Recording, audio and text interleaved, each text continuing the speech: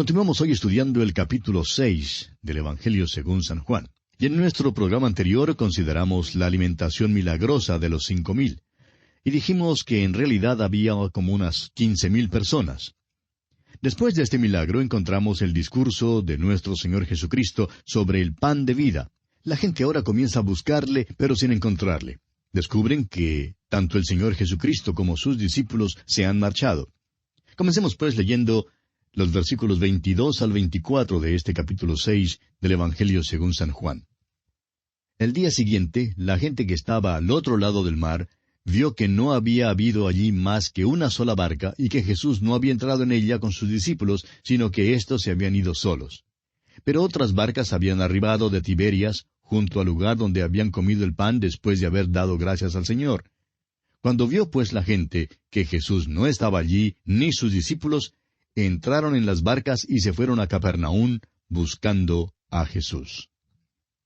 Al parecer, Jesús y sus discípulos habían llegado de la parte sur del mar de Galilea, y parece que Jesús había alimentado a la multitud cerca de Tiberias. Luego habían llegado por barca a Capernaum. Ahora esta es la primera vez que Juan usa la expresión después de haber dado gracias al Señor. Y esta es también la primera vez que Juan lo llama Señor. Como ya hemos visto, la palabra corriente aquí para él es Jesús. Él es el Verbo hecho carne. Ahora, ¿quién es ese Verbo? Pues es Jesús. El ángel dijo, y llamarás su nombre Jesús, porque él salvará a su pueblo de sus pecados. Ahora, lo que realmente quería toda esa gente era saber cómo le había sido posible a Jesús apartarse de ellos. Leamos los versículos 25 y 26. Y hallándole al otro lado del mar, le dijeron, Rabí, ¿cuándo llegaste acá? Respondió Jesús y les dijo, de cierto os digo que me buscáis, no porque habéis visto las señales, sino porque comisteis el pan y os saciasteis. Jesús, note usted, no responde directamente su pregunta. Penetró debajo de la superficie del verdadero motivo por el cual le buscaban. La palabra que usó no era literalmente pan, sino forraje. Dice que comieron el forraje y que quedaron saciados. Su único interés era el de llenar el estómago. Entonces le dice aquí en el versículo 27, trabajad no por la comida que perece, sino por la comida que a vida eterna permanece, la cual el Hijo del Hombre os dará, porque a éste señaló Dios el Padre. Permítanos, amigo oyente, poner esto en un lenguaje más corriente. Esta no es una traducción, sino más bien una manera de sacar el sentido. Permítanos decirlo así. Dejad de trabajar por la comida que perece, pero trabajad por la comida que permanece para la vida eterna, la comida que el Hijo del Hombre les dará, porque en él Dios el Padre ha puesto su sello. Usted recordará que este es el mismo tipo de acercamiento que nuestro Señor usó con la mujer samaritana allá junto al pozo. En aquella ocasión, Jesús se constituyó en el agua de vida, y aquí Él es el pan de vida. Y esas dos cosas son esenciales. El pan y el agua son muy importantes para poder mantener la vida. Él es tanto el pan como el agua. Y note usted que Él es estas dos cosas ordinarias. También es el Verbo, y el Verbo fue hecho carne. ¿Cómo entonces podemos conocer a Dios y qué podemos saber acerca de Dios? Jesús, el Verbo, llega a donde estamos y nos toca y se comunica con nosotros de una manera que podemos entender. Él dijo que Él es el agua y que Él da agua viva. Dijo también que Él es el pan. Ahora nosotros sabemos lo que es agua y sabemos lo que es el pan. Y ahora el versículo 28 dice, entonces le dijeron, ¿qué debemos hacer para poner en práctica las obras de Dios? En otras palabras, están preguntando en cuanto a lo que pueden hacer para ser salvos. Quieren hacer algo porque el hombre siempre ha creído que si simplemente pudiera ocuparse en hacer alguna cosa, podría ser salvo. El hombre se cree enteramente capaz de lograr su propia salvación. Se cree competente para hacerlo y cree que Dios va a aceptar sus obras. Pero fíjese usted, amigo oyente, con cuidado, lo que es la obra de Dios. Leamos el versículo 29. Respondió Jesús y les dijo, esta es la obra de Dios, que creáis en el que Él ha enviado. ¿Se fija usted? La obra de Dios no consta en hacer lo que es mandado por Dios, sino en aceptar lo que ha sido hecho ya por Dios. En otras palabras, es lo que Dios ha hecho y no lo que usted hace. Es la obra de Dios y no las obras del hombre. Y esta es la obra de Dios, que creáis en el que Él ha enviado. Él está diciendo que Dios provee la comida. Él es quien ha provisto esa comida para nosotros hoy en día. Y nosotros debemos comer de ella. Él extiende una invitación a un banquete. Él dice, vayan a las salidas de los caminos para decirle a todo el mundo que están invitados a venir. Es una comida gratis, pero sucede que es una comida espiritual. Notemos ahora la respuesta de esta gente aquí en el versículo 30. Le dijeron entonces, ¿qué señal pues haces tú para que veamos y te creamos? ¿Qué obra haces? Permítanos decir, amigo oyente, que esto revela la dureza del corazón humano. Aquí estaban los hombres que habían sido alimentados milagrosamente por nuestro Señor Jesucristo cuando Él alimentó a los 5,000, y ellos ahora le dicen, danos señal, ¿qué obra haces? En otras palabras, no querían creer en Él de ninguna manera. Y ahora hablan en cuanto al pan material. Leamos los versículos 31 al 33. Nuestros padres comieron el maná en el desierto, como está escrito, pan del cielo les dio a comer. Y Jesús les dijo, de cierto os digo, no os dio Moisés el pan del cielo, mas mi Padre os da el verdadero pan del cielo. Porque el pan de Dios es aquel que descendió del cielo y da vida al mundo. Vemos aquí que ellos dicen que Moisés le dio maná al pueblo. Pero la verdad es que Moisés no fue quien les dio el maná, sino Dios. Y no fue una comida que les dio una sola vez. Dios les alimentó todos los días durante 40 años. Ahora esta gente quiere ser alimentada, y eso es lo que buscan. Y Jesús les asegura que el maná daba vida en aquel entonces y que era un regalo de Dios. El maná les dio la vida física a los que viajaban por el desierto, pero el Señor Jesús da la vida espiritual. Continuemos con el versículo 34. Le dijeron, Señor, danos siempre este pan. La reacción de estas personas es idéntica a la de la mujer samaritana. Ella pidió agua, pero estaba realmente pensando en el agua del pozo, pues ella dijo que jamás tendría que venir al pozo para sacar agua de nuevo. Nuestro Señor pasó algunos momentos levantando y desviando el pensamiento de esta mujer samaritana de aquel pozo hacia el agua espiritual. Y aquí también hace un esfuerzo similar por cambiar los pensamientos de estas personas de su hambre física hacia su necesidad del pan espiritual que da vida espiritual. Leamos el versículo 35 de este capítulo 6 de Juan.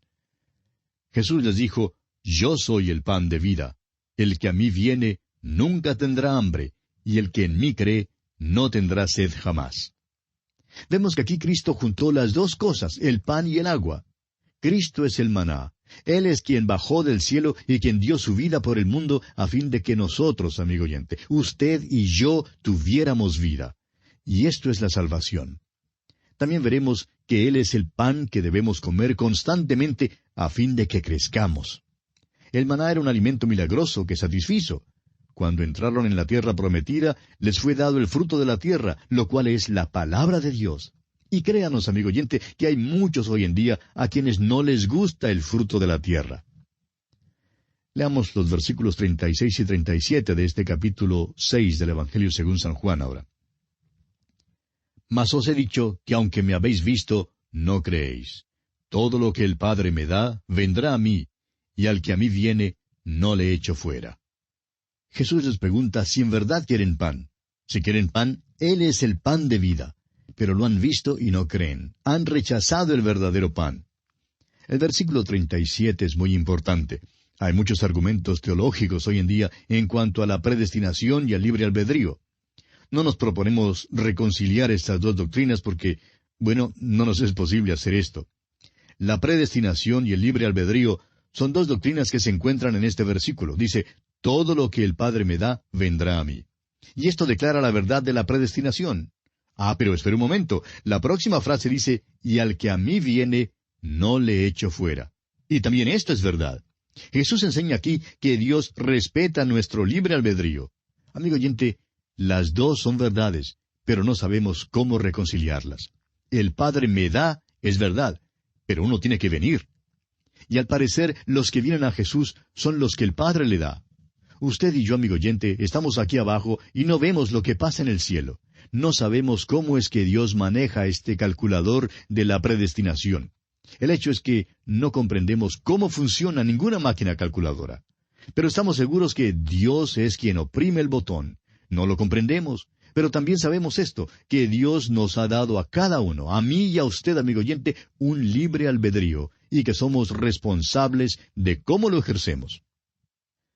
Se cuenta que el gran predicador Spurgeon predicaba que todo aquel que quiere puede venir, y así también predicamos nosotros. Alguien le dijo a Spurgeon una vez, si yo creyera como tú crees en cuanto a la predestinación, yo no predicaría como tú. A esto Spurgeon respondió, si el Señor hubiera puesto una raya amarilla en las espaldas de los predestinados, yo saldría por la calle alzando las camisas de las personas y al hallar a aquellos que tuvieran la línea amarilla, pues les daría el mensaje del Evangelio. Pero Dios no lo hizo así. Me dijo que fuera a predicar a toda criatura, y todo aquel que quiere puede venir. Esto es lo que dice Jesús en nuestro versículo, y al que a mí viene, no le echo fuera. Por tanto, amigo oyente, se puede discutir en cuanto a la predestinación todo lo que se quiera, pero siempre se puede venir. Y si uno viene, tiene la promesa solemne de Cristo mismo de que no le echará fuera. Alguien preguntará, ¿quiere usted decir que si no soy predestinado, todavía puedo venir? Amigo oyente, si usted viene, será predestinado. ¡Cuán tremendo es eso! Continuemos ahora con el versículo 38 de este capítulo 6 de Juan. Porque he descendido del cielo no para hacer mi voluntad, sino la voluntad del que me envió. Cuán maravilloso es esto, que la voluntad de Dios sea que usted venga. Sí, amigo oyente, esta es la voluntad de Dios y de eso estamos seguros. Jesucristo dijo, yo he venido del cielo porque es necesario que el Hijo del Hombre sea levantado. Pero es necesario también que usted nazca de nuevo. Él vino para hacer la voluntad del Padre en todo, y es la voluntad de Dios que usted sea nacido de nuevo. Usted tiene que venir a Él, amigo oyente. Esa es la única manera. Tiene que venir al Señor Jesús por la fe, y nada más. Ahora el versículo 39 dice, y esta es la voluntad del Padre, el que me envió, que de todo lo que me diere no pierda yo nada, sino que lo resucite en el día postrero. El término predestinación se aplica solamente a los que ya han sido salvados. Significa exactamente lo que dice aquí. Cuando una persona acepta a Cristo, es justificada, y si ha sido justificada, es igualmente seguro que será glorificada. Cuando Jesús comienza con 100 ovejas, amigo oyente, termina con 100 ovejas, no pierde ninguna. Eso es lo que esto significa. Todos los que creen en Cristo tienen vida eterna, y todos serán resucitados en aquel día postrero. Leamos ahora los versículos 40 al 42 de este capítulo 6 de Juan. Y esta es la voluntad del que me ha enviado, que todo aquel que ve al Hijo y cree en Él, tenga vida eterna, y yo le resucitaré en el día postrero. Murmuraban entonces de él los judíos, porque había dicho, yo soy el pan que descendió del cielo. Y decían, ¿no es este Jesús el hijo de José, cuyo padre y madre nosotros conocemos? ¿Cómo pues dice éste, del cielo he descendido? No había duda alguna aquí que Jesús les está enseñando que Él era Dios, y que había descendido del cielo. Permítanos decirle, amigo oyente, que en esta sección Él está enseñando su nacimiento virginal. Hay quienes dicen que el Señor Jesús nunca enseñó su nacimiento virginal. ¿Qué es lo que cree usted que está diciendo aquí, amigo oyente? Los judíos entendieron muy bien lo que Él decía. Preguntaron cómo podía ser verdad lo que Él decía, siendo que conocían a su padre y a su madre. ¿Cómo podía haber bajado del cielo? Bueno, fue por su nacimiento virginal. Como el ángel le dijo a María, fue el Espíritu Santo quien concibió aquel santo ser en ella. Esta sección aquí mismo es un complemento o una confirmación del nacimiento virginal y necesita ser añadida a las otras porciones de la Escritura que lo tratan. Comienza aquí en el versículo 38. He descendido del cielo. Esa es la historia de la Navidad. Glorias magníficas Él dejó para buscarme a mí. Solo su incomparable amor le hizo venir aquí. Vino de la gloria del cielo, descendió del trono para ascender a la cruz por usted y por mí, amigo oyente. Esto lo hizo mediante el nacimiento virginal. Esa es la historia de la Navidad, y amigo oyente, no habría ninguna historia navideña sin este nacimiento virginal. Aquí pues, los que escuchaban a Jesús entendieron inmediatamente y preguntaron, bueno, ¿y no es este Jesús el hijo de José? Ellos creían que conocían a su padre y a su madre, pero la verdad es que no los conocían. porque Jesús no era el hijo de José. Él había descendido del cielo. Continuemos con los versículos 43 y 44. Jesús respondió y les dijo, No murmuréis entre vosotros. Ninguno puede venir a mí si el Padre que me envió no le trajere, y yo le resucitaré en el día postrero. Esta es la elección divina. ¿Quiere usted que se la expliquemos? No se la podemos explicar. Dios le hace a usted responsable de ello, y usted sabe que es responsable. Sabe ahora mismo que usted es el que tiene que decidir si va a venir a Jesús o no. El Señor continúa hablando en el versículo 45 y dice, Escrito está en los profetas, y serán todos enseñados por Dios. Así que todo aquel que oyó al Padre y aprendió de Él, viene a mí. Son casi innumerables los pasajes en el Antiguo Testamento que se refieren a esto. Por ejemplo, Isaías 54:13 dice, Y todos tus hijos serán enseñados por Jehová, y se multiplicará la paz de tus hijos. En el capítulo 60, versículos 2 y 3, Isaías declara, Porque he aquí que tinieblas cubrirán la tierra, y oscuridad las naciones, mas sobre ti amanecerá Jehová, y sobre ti será vista su gloria. Y andarán las naciones a tu luz, y los reyes al resplandor de tu nacimiento. Hay estas y muchas otras declaraciones que dicen que ellos podían acudir a Dios y que usted puede venir a Él. Y estas verdades son maravillosamente claras. El profeta Malaquías dice en el capítulo 4, versículo 2 de su profecía, Mas a vosotros los que teméis mi nombre, nacerá el sol de justicia, y en sus alas traerá salvación. Y saldréis y saltaréis como becerros de la manada. Esta es otra referencia clave a esta verdad. Cada hombre que oye al Padre y aprende de Él, vendrá a mí. Eso es lo que se está diciendo aquí. Esta es la verdad central en todos estos pasajes. Si usted, amigo oyente, escucha la palabra de Dios, entonces vendrá a Cristo.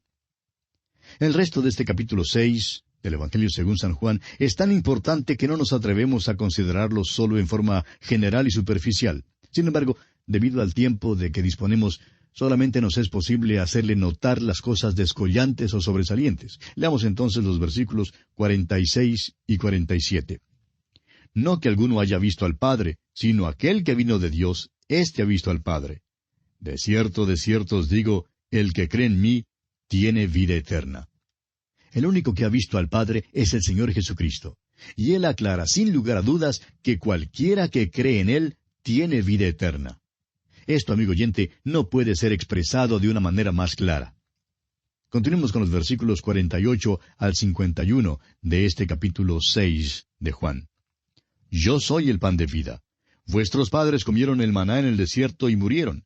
Este es el pan que desciende del cielo, para que el que de él come no muera. Yo soy el pan vivo que descendió del cielo. Si alguno comiere de este pan, vivirá para siempre. Y el pan que yo daré es mi carne, la cual yo daré por la vida del mundo. Él vino a esta tierra como el Verbo hecho carne, y va a la cruz para entregar allí su vida humana, como un sacrificio para pagar los pecados suyos y los míos. Alguien dirá, eso es demasiado vívido y fuerte.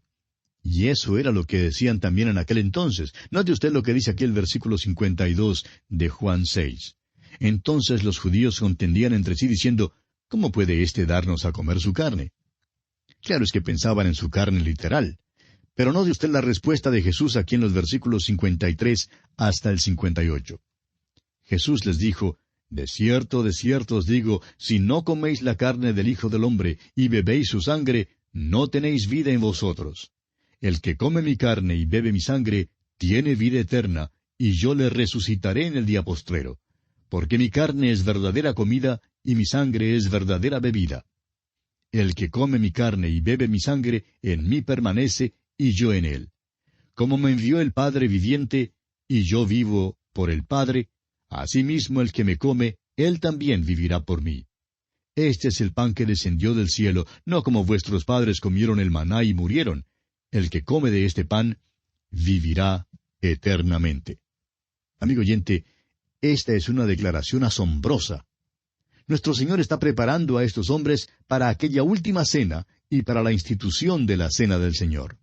Y aquí tenemos que detenernos en esta oportunidad, amigo oyente. Continuaremos este interesante tema, Dios mediante, en nuestro próximo programa. Que las bendiciones del Señor reposen en usted, ahora y siempre.